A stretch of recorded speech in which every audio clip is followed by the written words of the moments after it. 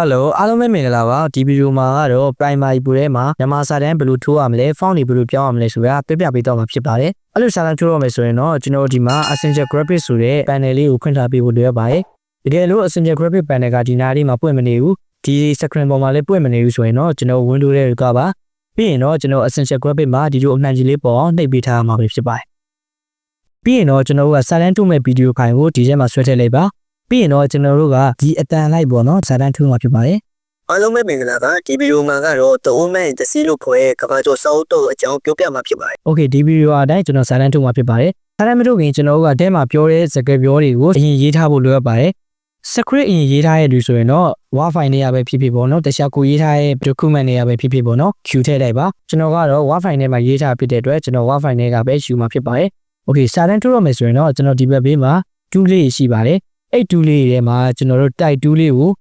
ရွေးပြီးတော့ဗီဒီယိုပေါ်မှာတစ်ချက်ကလစ်လိုက်ပါပြီးရင်တော့ကျွန်တော်စာတန်းရိုက်ကြည့်လိုက်ရင်ဒါစာတန်းထုတ်လို့ရပါပြီ။ Video မှာလည်းကျွန်တော်တို့ graphics ဆိုတဲ့အရာလေးတစ်ခုဝင်လာပြီပေါ့နော်။ဟိုကျွန်တော်တို့ကစာတန်းထုတ်ရမယ်ဆိုတဲ့အတွက်ဒီထဲကိုလာပြီးတော့ပဲကျွန်တော်တို့ copy ယူလိုက်ပါအားလုံးပဲမြင်လာပါဆိုတဲ့အရာအရင် copy ယူလိုက်မယ်နော်။ Control C copy ပြီးသွားလို့ရှိရင်တော့ကျွန်တော်ဒီမှာဒါလေးကို select ပေးမယ်ပေါ့နော်။ select ပေးလို့ရရင်ဒီရှိပါတယ်။အဲ့ဟာကတော့ကျွန်တော်ပထမဆုံးဒီပေါ်ကိုနှစ်ချက်ထောက်လိုက်မယ်ဆိုရင်လည်းဒါက select ပေးရဖြစ်ပါတယ်။တကယ်လို့အဲ့လိုမလုပ်ချင်ဘူးဒီမှာ Essential Graphics ရဲ့ဒီဘက် TV နာအရာလေးကိုကျွန်တော်နှစ်ချက်နှိပ်လိုက်မယ်ဆိုရင်လည်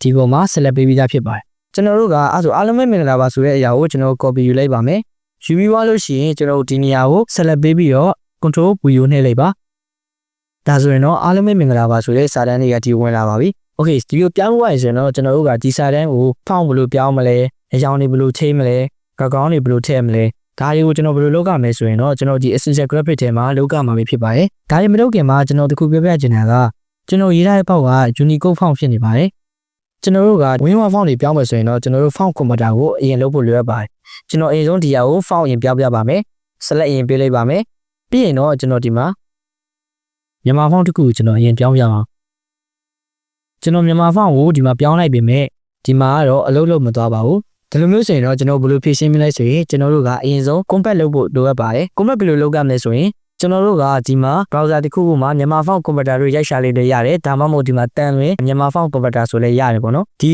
converter ရဲ့ link ကိုလည်းကျွန်တော်ဒီ video ရဲ့ description အောက်မှာကျွန်တော်ခေါ်ပြပေးသွားမှာဖြစ်ပါတယ် okay ကျွန်တော်တို့ compact လုပ်တော့မယ်ဆိုရင်ကျွန်တော်စာတန်းထိုးမယ်စာတန်းတစ်ခုလုံးကိုကျွန်တော် copy ယူလိုက်ပါမယ် control C ပြီးရင်တော့ကျွန်တော်ဒီမှာ control V ကိုအရင်ထည့်လိုက်တယ်ဒါကကျွန်တော်တို့က Unicode နဲ့ရေးထားဖြစ်ပြီးတော့ Win1 ကိုပြောင်းနေတာဖြစ်တဲ့အတွက် Compact Font နေရာမှာကျွန်တော်တို့ Unicode ကိုအရင်ရွေးပေးပါပြီးရင်တော့ to Win1 ပေါ့နော် Win1 font ကိုအရင်ရွေးပေးပါပြီးရင်တော့ကျွန်တော် Compact ဆိုတာလေးကိုနှိပ်လိုက်ပါဒါဆိုရင်ကျွန်တော် Win1 font နဲ့ပုံစံမျိုးရပြီပဲဖြစ်ပါတယ်ပြီးကျွန်တော်အားလုံးပဲမြင်လာပါဆိုရဲအားကို copy လိုက်နေပြီးရင်တော့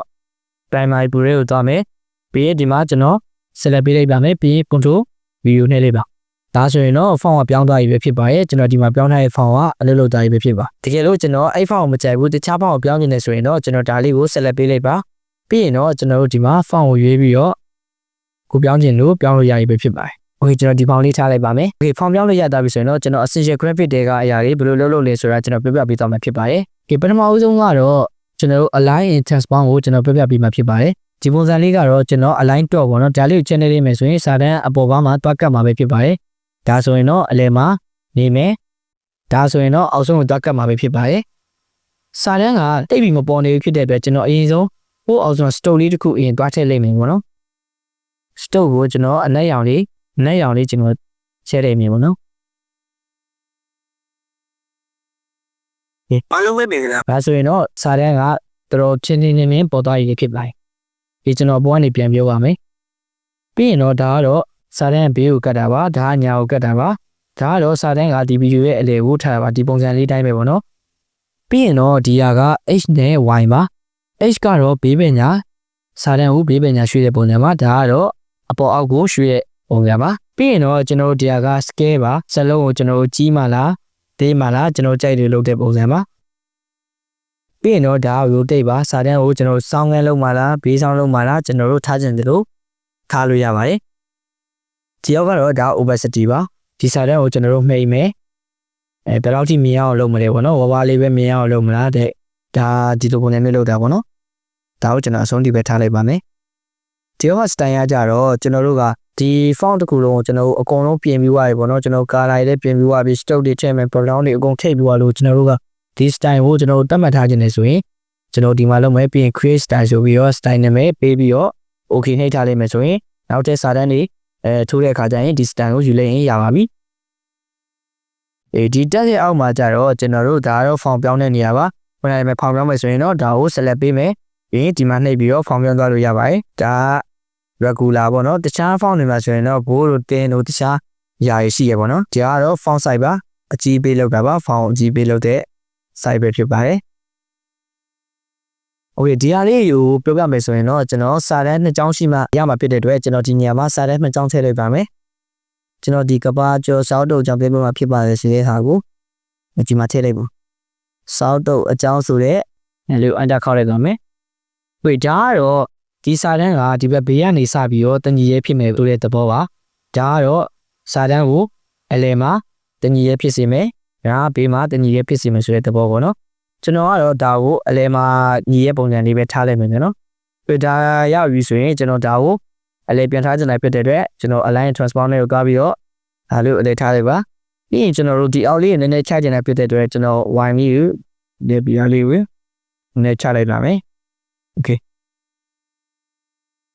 ပြီးရင်တော့ဒါကတော့စလုံးတစ်လုံးနဲ့တစ်လုံးချဲတဲ့အခါမှာလုံးမယ်ဆိုရင်တော့ဒါကိုသုံးတယ်ပေါ့နော်။အဲ့အောင်သုံးမယ်ဆိုရင်တော့ဒီဘောကိုကျွန်တော် select လေးပေးလိုက်ပါ။ဆက်လက်ပေးမယ်ဆိုရင်ကျွန်တော်ခုနကတိုင်းနှစ်ချက်နှိပ်လို့မရတော့ပါဘူးစာတန်းနှစ်ကြောင်းဖြစ်သွားဖြစ်တဲ့အတွက်ကျွန်တော်ဒီကနေပြီးတော့ဒီလိုလုပ်မယ်ဆိုရင်ရပါတယ်ဒါမှမဟုတ်အဲ့လိုမလုပ်ချင်စေတဲ့ခုနကတိုင်းဆက်လက်ပေးမယ်ဆိုရင်တော့ဒါကိုနှစ်ချက်နှိပ်လိုက်မယ်ဆိုရင်တော့ရပါတယ်ပြီးရင်တော့ကျွန်တော်ဒီမှာစလုံးရဲ့ gap ကိုချဲလို့ရပြီပေါ့နော် gap ပေါ့နော်တစ်လုံးနဲ့တစ်လုံးကို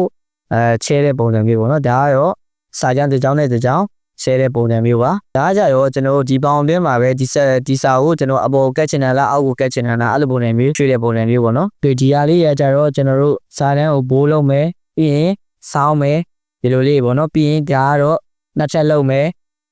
ဒီ choose တင်တဲ့ပုံစံလေးတွေ square တင်တဲ့ပုံစံလေးတွေတုတ်တဲ့ခါမှာအသုံးပြုတဲ့ပုံစံပါဒီ appearance မှာကတော့စာတန်းကို color change လုပ်နေတာပါပြီးကျွန်တော် color change မယ်ဆိုရင်ဒါလေးကိုနှိပ်မယ်တကယ်လို့ကျွန်တော်ကဒီ view ရဲ့ color change နေတယ်ဆိုရင်လည်းဒီမှာ pin လေးကိုနှိပ်မယ်ပြီးရင်ဒီ color ကိုလိုက်ချင်လို့ရပါပြီဘုံလိုလိုက်ချင်ပြီးကိုကြိုက်တဲ့ color ပြောင်းလို့ရပြီပဲဖြစ်ပါတယ်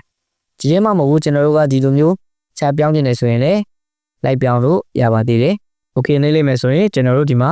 စာတန်းကအစိမ်းအောင်ပြောင်းသွားပြီပဲဖြစ်ပါတယ်ဒီအောက်က stroke ပါ stroke ဆိုတာတော့ကျွန်တော်ခုနကထည့်လိုက်တဲ့ဟာဒီမှာစာကြမ်းရဲ့အပေါ်မှာအနက်ရောင်အကြောင်းလေးတွေပေါ့နော်သူ့တနည်းအားဖြင့်ဘူရာတို့လည်းခေါ်ပါတယ် stroke ကိုလည်းကျွန်တော်တို့ color ပြောင်းရင်ခုနကအတိုင်းပဲဒါလေးကိုတစ်ချက်နဲ့ပြီးရင် color ဒီထဲမှာကိုတိတ်တာလေးလိုက်ပြောင်းလို့ရပါတယ်ကျွန်တော်ကတော့အနက်ရောင်လေးပဲထားလိုက်မယ်နော် stroke ကိုကျွန်တော်ကဒီတက်ပို့ပြီးကြီးကျင်နေဆိုရင်လည်းကျွန်တော်ဒီဘက်ဘေးမှာဒါလေးကိုဖိဘေးပဲညာဆွဲရပါမယ်မဆွဲခင်မှာကျွန်တော်ဒါလေးကိုအရင်ဆုံး select ပေးထားဖို့လိုအပ်ပါတယ်ပြီးရင်ကျွန်တော်တို့ဘေးပဲညာဆွဲပြီးတော့ stroke ကိုအကြီးသေးပေါ်ရရရဖြစ်ပါတယ် okay ပြီးရင်တော့ကျွန်တော်ဒီမှာ background ကတော့ဒီစာတန်းရဲ့နောက်က background လေးတစ်ခုပေါ်လာတာပါကျွန်တော် imagine နဲ့လေးမယ်ဆိုရင်တော့ဒီမှာဝါဝါလေးပေါ်လာပါပြီပြီးရင် background ရောင်ကျွန်တော်တို့ပြောင်းပေးရပါတယ်ခုနကအတိုင်းပဲဒါလေးကိုတစ်ချက်နဲ့တည်ရင်တိုက်တဲ့ပုံစံလေးပြောင်းလိုက်ပါဒါဆို background ရောင်ကအပြန်လူရောင်လေးဖြစ်သွားရပေါ့နော် background ရဲ့အောက်မှာလည်းကျွန်တော်ဒီမှာ3ခုရှိပါတယ်အဲ့ဒါတော့ဒီက opacity ပါ opacity ဒါကတော့ size ဒါကတော့ radius ပါဝေဒါ opacity ကတော့ကျွန်တော်တို့ဒါကိုဘယ်လောက်ထိမြင်ကျင်တာလဲပေါ့နော်သူ့ကိုဝါးဝါးလေးမြင်ကျင်တာလားအပြည့်မြင်ကျင်တာလားပေါ့နော်ဒါကိုကိုယ်ပိုင်ကိုချိန်ပြီးတော့ကိုကြိုက်တယ်လို့လုပ်လို့ရပါတယ်ဒါကတော့ size ဆိုတာတော့ကျွန်တော် background ကိုနဲလေးထက်ကြီးချင်တာတေးချင်တာဒါကိုကြိုက်တယ်လို့လုပ်လို့ရပါတော့ဒါပေးချလိုက်မယ်ဒါကတော့ radius ပါ background ရဲ့တောင်းကိုကျွန်တော်ကအကွေးလေးဖြစ်အောင်လုပ်တဲ့ပုံစံပါလုပ်မယ်ဆိုရင်ကျွန်တော်တို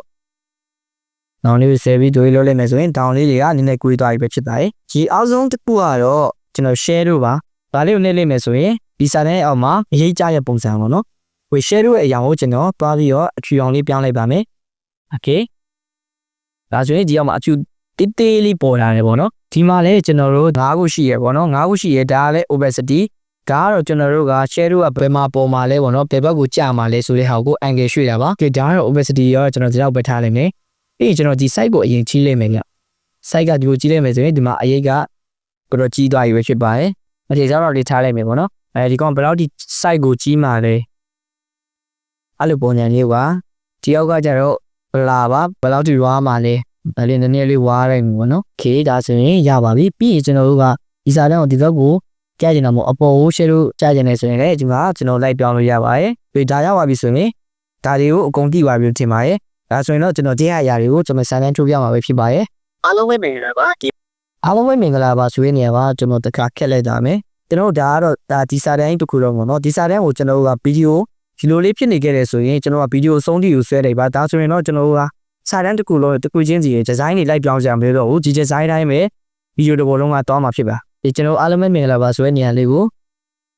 ချက်လိုက်နေပြီးရရှင်ကျွန်တော်ဒီထဲမှာအားလုံးပဲမင်္ဂလာပါဆိုတဲ့ဟာကို popular တင်နေပြီးရင်ဒီဟာလေးကိုဆက်လက်မှတ်လိုက်ပါပြီးရင်ဒီချက်မှတ် control V နဲ့လေးပါဒါဆိုအားလုံးပဲမင်္ဂလာပါဒါသာပဲဖြစ်ပါရဲ့ ဒီဗီဒီယိုမှာလည်းလို့ ဒီဗီဒီယိုမှာကတော့ဆိုရဲနေရာမှာကျွန်တော်တစ်ချက်ဖြတ်လိုက်မယ်